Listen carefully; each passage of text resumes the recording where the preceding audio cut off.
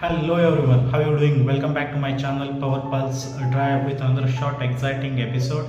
So March 8 is celebrated as International Women's Day, and think about the woman who made who you are.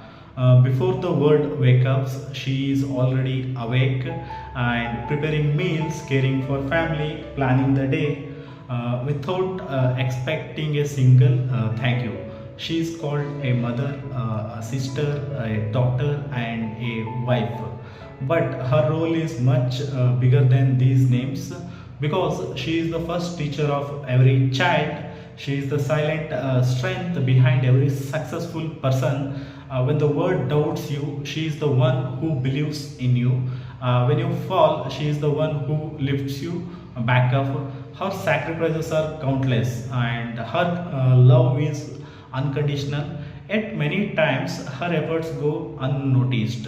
So today is just not about celebration, it is about respect, gratitude, and recognition. So because when women are empowered, the family grows stronger, societies become better, and the world moves forward. So today take a moment to thank you to the women who changed your life. So happy Women's Day to all the wonderful women.